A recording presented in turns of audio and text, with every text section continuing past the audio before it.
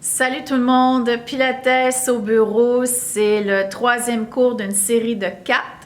On donne un cours de 30 minutes de Pilates au bureau une fois par semaine durant le mois d'octobre. Aujourd'hui, je vais vous faire des exercices pour renforcer les muscles du cou. Bien souvent, quand on a des tensions dans le cou, le premier réflexe qu'on a, c'est de masser la zone qui est douloureuse et c'est de se faire masser aussi et on pense à faire des étirements.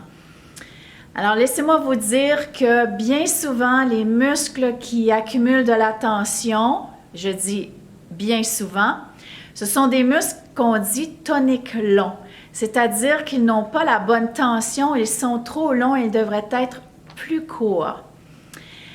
Donc, le massage, l'automassage, c'est excellent, sauf que c'est une mesure temporaire.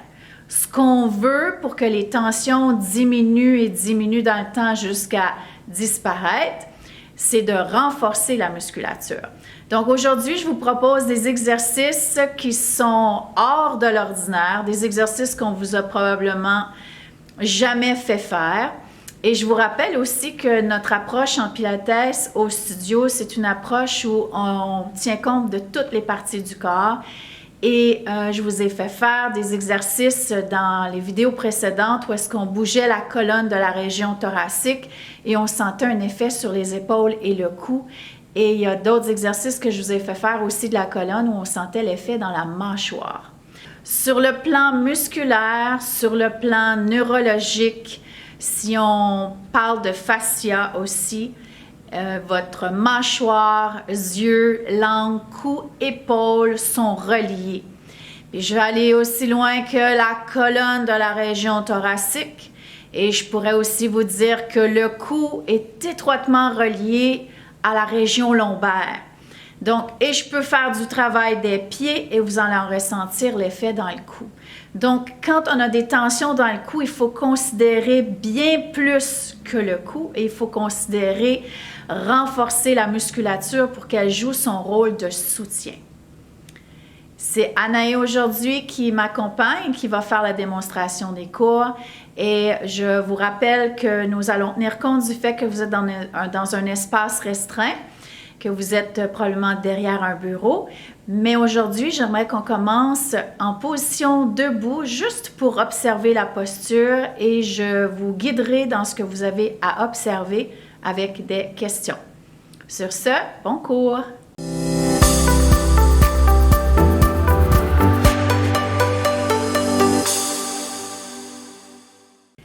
Alors, debout à côté de votre chaise, vous pourriez aligner vos jambes, c'est-à-dire les chevilles et les épines des hanches. Alors, les épines des hanches, ce sont les petites protubérances, les os qu'on sent à l'avant. Si vous ne pouvez pas les trouver par l'avant, vous allez aller par les côtés, vous allez vous tâter par les côtés. Et si vous ne les trouvez pas, c'est pas grave. L'idée, c'est que les jambes ne soient pas à la largeur des épaules, un peu moins que les épaules. Je vous invite à fermer les yeux pour mieux observer. Est-ce qu'il y a une jambe qui porte moins de poids que l'autre? Habituellement, c'est la jambe du côté de la main avec laquelle on écrit. Je dis habituellement. Est-ce que votre corps est à l'aplomb des chevilles ou bien si votre corps tend à pencher vers l'avant, vers les orteils? Et sans faire aucun ajustement, pensez-vous que votre tête est dans son espace, c'est-à-dire entre les deux épaules, ou bien si votre tête tend à se tenir à l'avant du corps? Peu importe les degrés. Ouvrez les yeux et prenez place. Ayez les pieds bien en plat au sol. Donc, si vous devez vous avancer sur votre chaise, faites-le. On va commencer juste par tester la mobilité des épaules et du cou, les sensations, donc les bras de chaque côté. Inspirez, hop, un grand V avec les bras. Expirez, ramenez. Mais vous allez répéter le mouvement avec le souffle. Comme je mentionnais la semaine dernière, les poumons se trouvent davantage à l'arrière qu'à l'avant du corps. Donc, à l'inspire, par le nez, envoyez l'air dans le haut du dos. Puis, à l'expire, faites sortir l'air par la bouche de façon un peu forcée pour un engagement des obliques. La colonne est longue. Ayez l'intention d'avoir le poids égal dans votre bassin à gauche et à droite. Une dernière fois, inspirez, hop. Et expirez, ramenez. Vous allez doucement tourner la tête d'un côté et de l'autre pour observer l'amplitude de mouvement, comparer les deux côtés. Est-ce que la tête va aussi loin d'un côté que de l'autre? Est-ce qu'il y a des tensions d'un côté plus que de l'autre? Et ramenez la tête devant.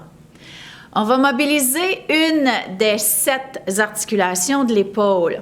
Alors, on va d'abord trouver cette articulation sternoclaviculaire. Ne vous en faites pas, ça sonne un peu scientifique, mais ça va être simple à trouver. Alors, Anaé a mis ses doigts sur son sternum. C'est un os qui est long en avant auquel viennent se rattacher vos côtes.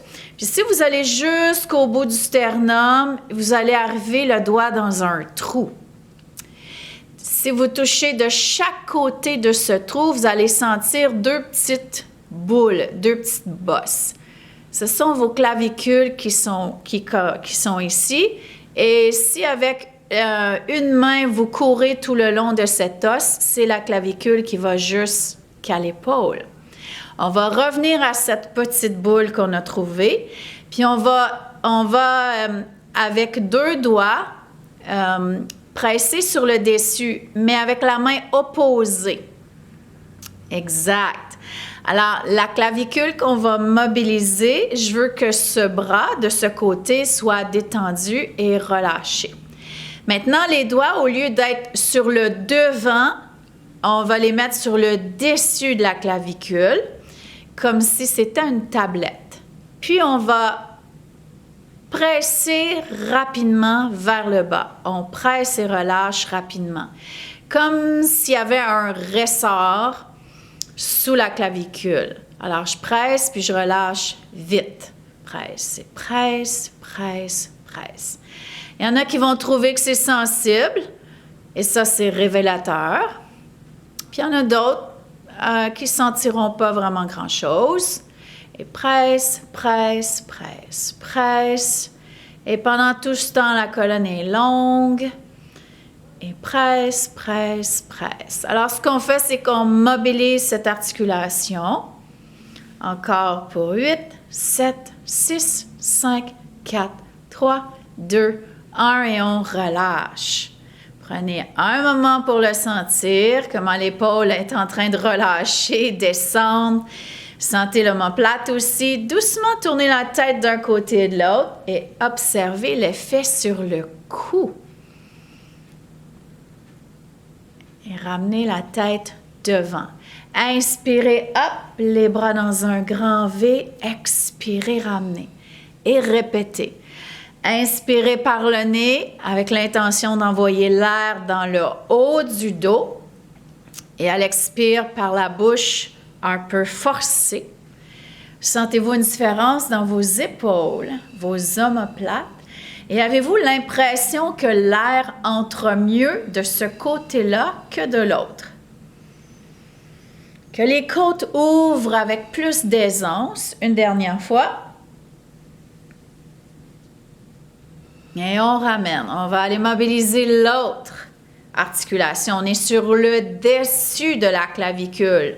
Et c'est juste à côté du trou qui se trouve au bout du sternum. Et on presse et presse et presse et presse. Et les doigts sont sur le dessus et non sur le devant. Presse, presse, presse, presse. Et peut-être que vous constatez déjà que ce côté-là est moins sensible que l'autre, ou peut-être qu'il est plus sensible que l'autre. Presse, presse, presse, presse. Encore. Ça se fait facilement à tout moment dans la journée. Ça se fait pendant que vous lisez à l'écran.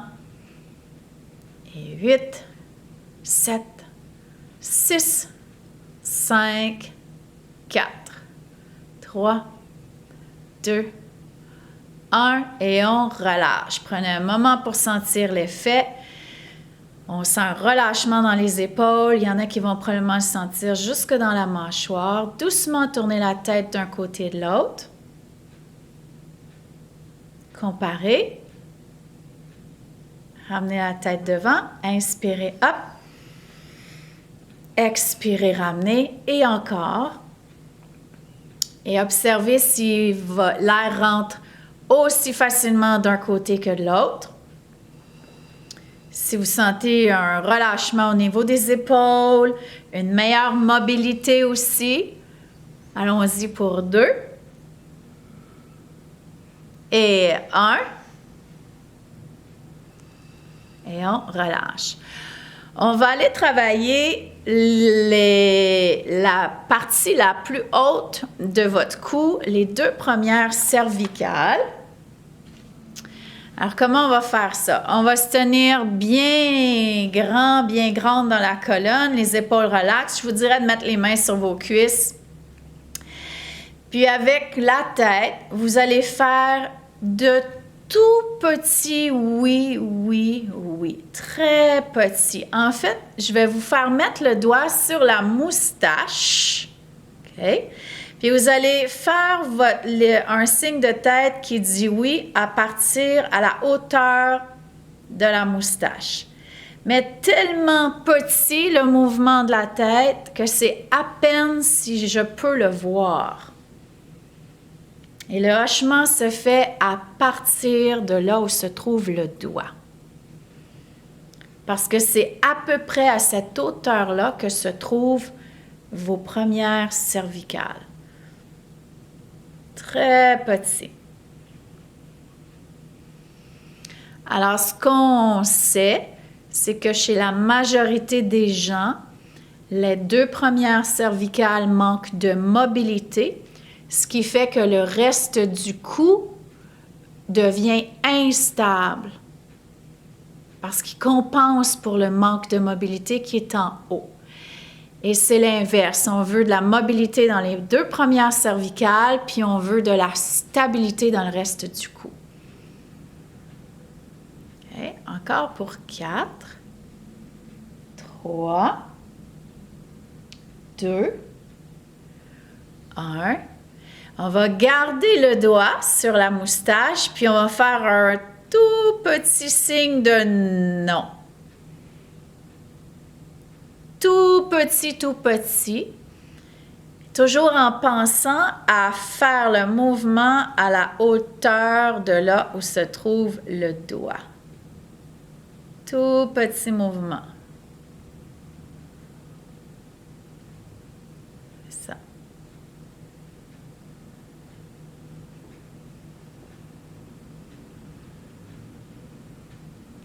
Pour 8, 7, 6, 5, 4, 3, 2 et 1. Et on revient. Relâchez les bras de chaque côté. Probablement que vous allez sentir une détente. Je le vois dans les yeux d'Anaïs. Ils sont devenus détendus. On va inspirer. Hop. Est-ce que vous sentez un changement dans votre mouvement d'épaule, omoplate? Anaïs nous dit oui. OK. Une autre fois, on inspire. Hop. On ramène. Doucement, tournez la tête d'un côté et de l'autre et observez si vous avez un changement aussi quand vous tournez la tête d'un côté et de l'autre. Et on ramène la tête devant. On va descendre au niveau de la colonne de la région thoracique qui, elle, aussi a besoin de mobilité chez la majorité des gens. Ça, c'est un de mes préférés, la main sur la tête et le poing dans le côté du thorax à la hauteur des seins, tout sexe confondu. Si vous ne pouvez pas mettre les mains dans cette position parce que vous avez un problème d'épaule, vous allez mettre la main au sternum et vous allez plier le coude contre le corps. Alors, avec la main qui est dans le côté, je vais doucement presser pour déplacer mon thorax et j'incline en inspirant, puis on expire, on ramène. Inspirez, pressez doucement pour tasser le thorax, inclinez tête première et ramenez. On inspire, on déplace le thorax, on incline tête première, expirez, ramenez. Une autre fois, déplacez le thorax, inspirez, inclinez et ramenez. Bras de chaque côté. Tournez doucement la tête d'un côté et de l'autre. Vous allez sentir une méga différence entre les deux côtés. Inspirez, hop, les bras vers le ciel. On expire, on ramène. Une autre fois, inspirez, hop, et ramenez. On va aller faire l'autre côté, main sur la tête, le poing ou la main dans le côté du thorax, hauteur des seins. On déplace le thorax et on inspire, on incline et on ramène. Inspirez, déplacez, inclinez, expirez, ramenez. Inspirez, déplacez, inclinez et ramenez. Allons-y pour 2. Une autre fois, inspirez dans le haut du dos. Expirez, ramenez, bras de chaque côté. Sentez l'effet. Inspirez, hop, les bras. Expirez. Une autre fois, inspirez, hop. Et ramenez. Doucement tournez la tête d'un côté et de l'autre. Sentez-vous l'effet? Moi, je le vois. Anaï tourne sa tête beaucoup plus loin. Placez les mains au sternum. Allongez la colonne. Relaxez les épaules et tournez d'un côté. Expirez devant. Inspirez, tournez de l'autre côté. Expirez devant.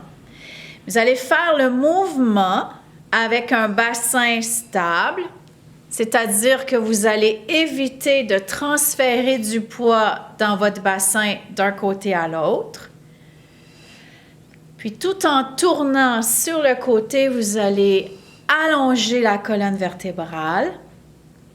Puis vous prenez une bonne inspiration, envoyez l'air dans les poumons. Puis vous expirez quand vous revenez devant, mais en gardant la longueur de la colonne vers le haut. Et les rotations thoraciques, les rotations dans la région thoracique aident grandement au cou, aux épaules et tout ce qui se trouve au-dessus, mâchoire, yeux. Allons-y pour 4, 3, 2 et 1. Et on ramène. Vous allez mettre les mains sur les cuisses et vous allez basculer le bassin. Vous allez cambrer le bas du dos et vous allez arrondir le bas du dos. Vous allez vous sentir rouler sur les ischions, les os qu'on sent dans les fesses. Les ischions sont une partie de votre bassin. Vous allez inspirer quand le bas du dos cambre et expirer quand le bas du dos s'arrondit. Et le bas du dos est fait pour cambrer, il est fait pour l'extension. Allons-y pour 4, 3, 2 et 1. Puis vous allez revenir entre les deux positions. Vous allez mettre la main sur le côté de la fesse. Puis vous allez glisser la main sur la fesse jusqu'à l'arrière de la cuisse pour la tirer vers vous. Puis vous ramenez le pied au sol. Alors, je glisse la main, hop, et je ramène au sol. Je glisse la main, hop, ramène au sol. Et encore. Alors, l'idée de glisser la main, c'est juste pour vous aider à créer le mouvement à partir du bassin. L'os iliaque se déplace avec le fémur. Alors, au lieu d'être trop technique puis de vous expliquer ça en détail, je vous aide à faire le mouvement avec la main qui glisse. Allons-y pour 4. Et oui, votre bassin va basculer ici. 3, 2 et 1. Et on relâche. Vous allez vous placer debout juste pour prendre un moment et observer la sensation. Vous allez probablement sentir qu'il y a un soutien de ce côté-là au niveau des hanches, du bassin. Peut-être que vous sentez que la jambe est mieux ancrée dans le sol, que ce côté-là est plus long. Puis vous allez revenir vous asseoir, on va faire l'autre côté. On a les 2 pieds à plat au sol. Vous allez mettre la main sur le côté de la fesse, de la hanche, puis vous allez glisser et hop, le genou à la poitrine, pied au sol. Et on glisse la main, hop, genou à la poitrine et au sol. Et encore. Pour 8. Et 7. Et 6. 5, 4, 3, 2 et 1. On va se mettre debout pour observer, sentir l'effet de ce côté. Là, vous devriez sentir que c'est égal. 2 jambes bien ancrées dans le sol. On sent un soutien au niveau du bassin. Et vous pouvez vous rasseoir. Amenez les bras droits devant. On va aller travailler la musculature autour des omoplates et la colonne vertébrale. On va coller nos omoplates. Puis on va les écarter à l'inspire. Expirez, collez vos omoplates. Inspirez, écartez. Expirez pour les coller. Inspirez, écartez. Encore une autre fois. On inspire, on écarte. On expire, on colle. On les ramène et on relâche. On va refaire le même mouvement des omoplates, les bras devant, mais on va ajouter un mouvement de la colonne vertébrale. En collant vos omoplates, amenez le sternum vers l'avant et vers le haut. Écartez les omoplates, reculez le sternum vers l'arrière, le haut du dos s'arrondit. Collez les omoplates, le sternum vers l'avant et vers le haut. Écartez les omoplates, le sternum recule. Une dernière fois, on amène le sternum vers l'avant et le haut en collant les omoplates. Puis arrondissez le haut du dos et écartez les omoplates. Revenez. Relâchez. Tirez les épaules aux oreilles. Laissez tomber. Tirez les épaules aux oreilles. Laissez tomber. Tirez les épaules aux oreilles. Laissez tomber. On va mettre les mains au sternum. Ici, je vais faire du travail avec les yeux et la colonne vertébrale pour aller travailler les sous-occipitaux, les muscles qui sont à la base du crâne. OK. En amenant le sternum vers l'avant et vers le ciel comme on vient de faire, vos yeux vont aller regarder dans les joues. Alors, sternum up et vers le ciel, on regarde à l'intérieur des joues. On se redresse et on regarde devant. Le sternum recule, la tête va légèrement pencher et on regarde dans les sourcils. C'est difficile de faire ça. En se redressant, on ramène le regard devant. On amène le sternum vers le haut et le ciel et on regarde dans les joues. On se redresse et on regarde devant. On va arrondir le haut du dos, puis on regarde dans le sourcil. C'est difficile ici. Et on se redresse en regardant devant. Une dernière fois, le sternum vers le ciel. On regarde dans l'intérieur des joues. On se redresse, on regarde devant. Hochement de tête, arrondissez le haut du dos. Regardez dans vos sourcils. Et redressez-vous et relâchez. Secouez les bras. Doucement tournez la tête d'un côté et de l'autre et observez si c'est encore mieux.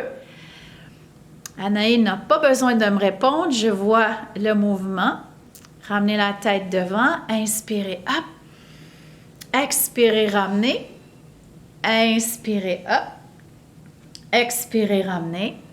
Et une autre fois, inspirez, hop. Et ramenez. On va maintenant descendre au niveau des chevilles et vous allez avec un pied tracer un sourire avec la plante de pied qui frotte le sol. Ça, c'est pour la proprioception. Alors, un grand sourire avec le pied en passant par le plancher chaque fois. Et 8, 7, 6, 5, 4, 3, 2, 1 et on relâche. L'autre pied, même chose. Côté, côté. Grand mouvement.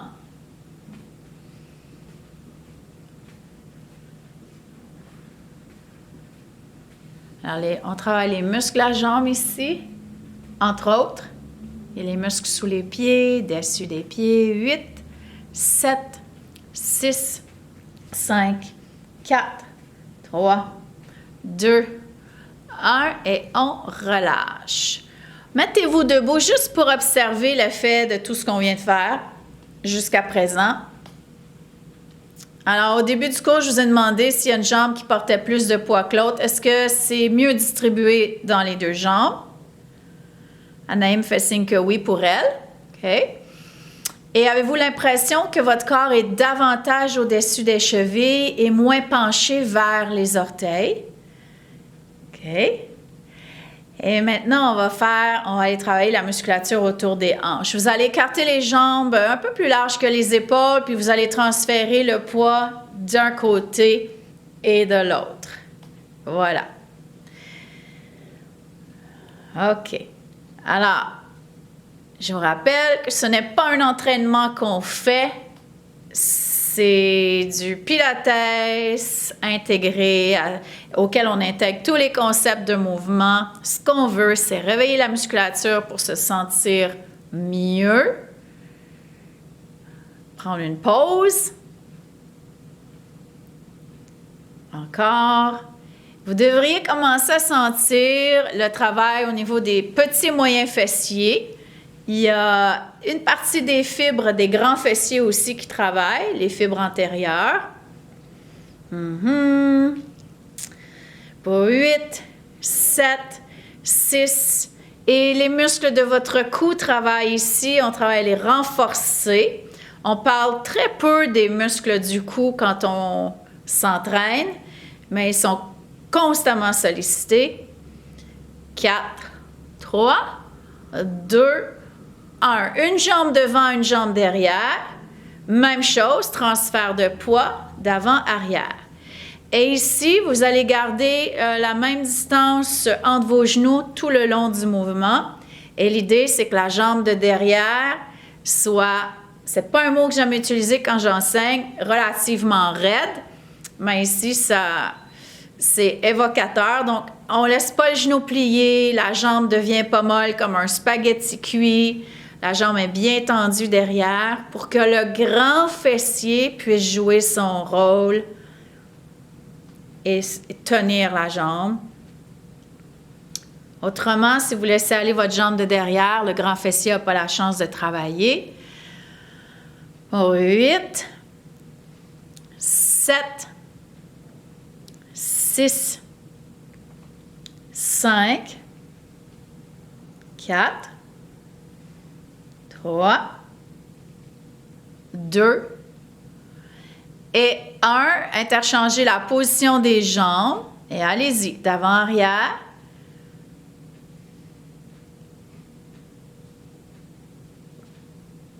Et moi, mon objectif, c'est de faire travailler votre grand fessier de la jambe qui se trouve à l'arrière.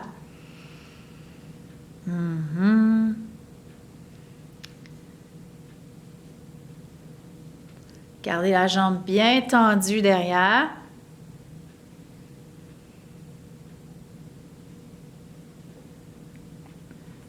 Et 8, 7, 6, 5, 4, 3, 2 et 1. Et on relâche. Sentez les fesses sur le bassin, les jambes. Inspirez, hop. Expirez, ramenez. Inspirez, hop. Ramenez. Doucement, tournez la tête d'un côté de l'autre. Il y en a probablement qui vont sentir un effet sur le cou, d'autres non. Et ramenez la tête devant. Pour la dernière séquence, on va se rasseoir sur la chaise, les deux pieds bien à plat. Vous allez amener une jambe un peu vers l'arrière. Vous allez décaler les jambes. La jambe de derrière, le talon n'ira pas toucher le sol. Vous allez être en appui sur la plante de pied et les orteils, surtout le gros et le deuxième. Vous allez mettre les mains sur les cuisses. Vous allez pencher le haut du corps légèrement et vous allez presser dans le sol pour vous relever à moitié et vous asseoir. Et on penche et on presse dans le sol, on se lève à moitié, on se rassoit. Et vous allez répéter le mouvement. Et vous allez observer l'engagement du grand fessier de la jambe qui se trouve à l'arrière. C'est surtout elle qui porte le poids dans votre mouvement.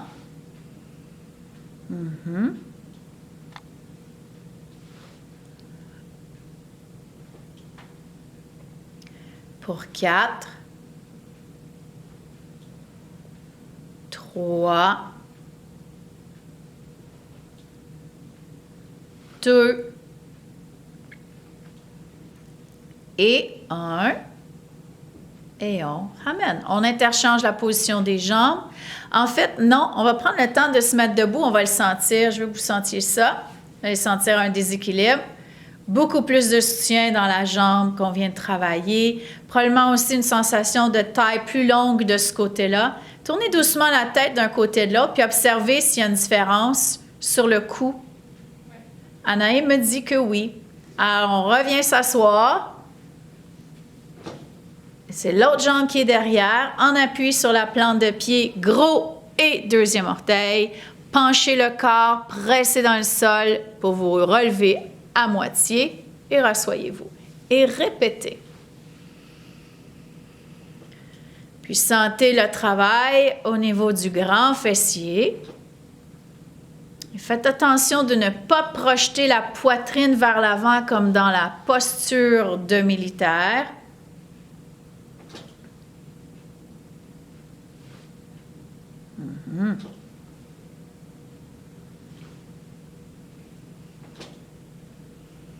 Et 8,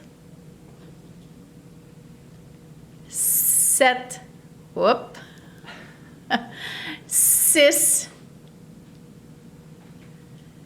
5, 4, 3, 2, une autre fois. Et on va le faire une dernière fois pour se lever. Puis on va observer l'effet. C'est beaucoup plus semblable. Tournez la tête. Maintenant, pour les personnes qui ont senti une différence sur le cou, observez si maintenant c'est la même chose de l'autre côté. et on ramène la tête devant. Avant de retourner s'asseoir pour terminer, on va juste faire quelques relevés, question de travailler les mollets. Vous allez aligner les jambes, les chevilles, les genoux, les épines des hanches, tant que c'est pas aussi large que les épaules, moins large que les épaules. Puis vous allez soulever les talons, hop, et vous allez rester ici. Alors, les appuis sont gros et deuxième orteil et la plante de pied qui est vis-à-vis ses orteils. Puis gardez ces appuis dans le sol pour ramener les talons au sol. Et hop. Et down. Et fixez un point droit devant à l'horizon. Up. Et down. Une autre fois. Up. Et down. Dernière fois. Up. Et down. Prenez un moment, fermez les yeux. On va juste revenir à ce qu'on a fait au début avant de finir avec un dernier exercice sur la chaise. Alors, est-ce que votre poids est beaucoup mieux distribué dans les deux jambes? Est-ce que votre corps est davantage à l'aplomb des chevilles et moins penché vers l'avant, vers les orteils?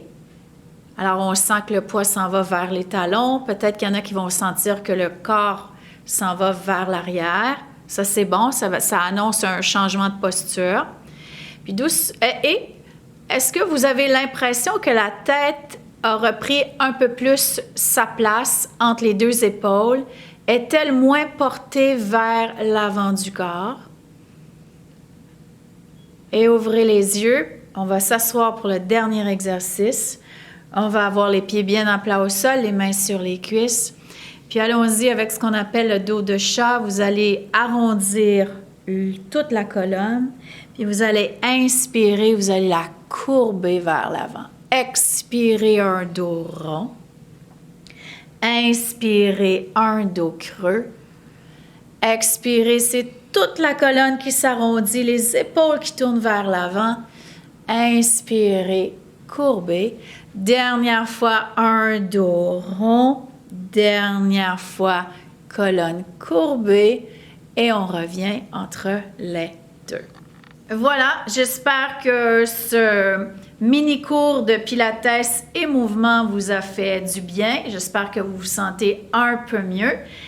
Et cette troisième vidéo de 4 reste sur notre chaîne YouTube. Vous pouvez venir la répéter autant de fois que vous en avez envie, que vous en avez besoin. Merci, à la semaine prochaine.